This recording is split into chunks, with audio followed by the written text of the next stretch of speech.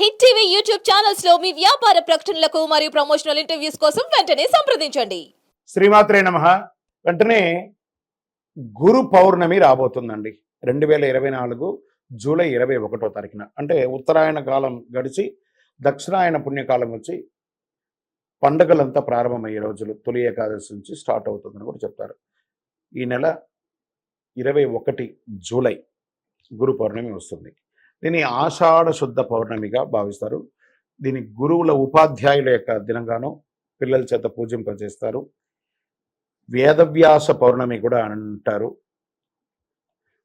గురు పౌర్ణమి జరుపుకోవడం, ఈరోజు గురు పూజోత్సవం జరుపుకొని గురువులకు అందరికీ కూడా కానుకలు బహుమతులు సమర్పించి ఆశీర్వాదాలు పొందుతుంటారు.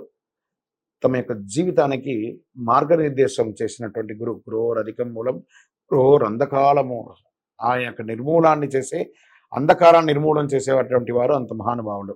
గురువుల పట్ల అదే గౌరవం అన్ని వేళలా ఉండాలి. వారి యొక్క వెనక కూడా మనం చెడుగా మాట్లాడకూడదు. వ్యాస మహాముని పుట్టినరోజు కాబట్టి ఆ రోజు అంతా కూడా వ్యాస పౌర్ణమి అంటారు.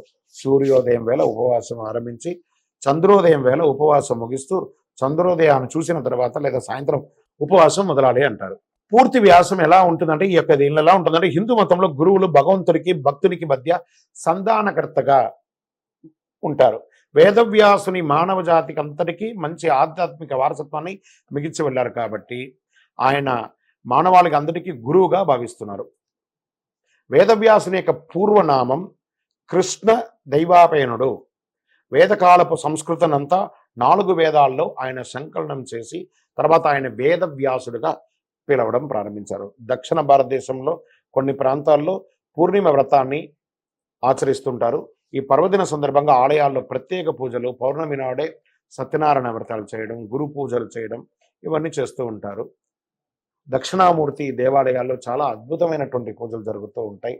అదేవిధంగా కొంతమంది షిరిడి బాబా దేవాలయాల్లోనూ చేస్తూ ఉంటారు. అన్ని గుడులలో కూడా ఆలయాల్లో ప్రత్యేక పూజలు చేస్తూ ఉంటారు.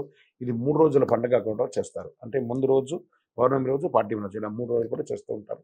చాలా విశేషంగా ఉంటుంది. ఏదైనా గురు పౌర్ణమి రోజు గురువుని పూజించుకోవడం చాలా విశేషం. విజయోస్తు.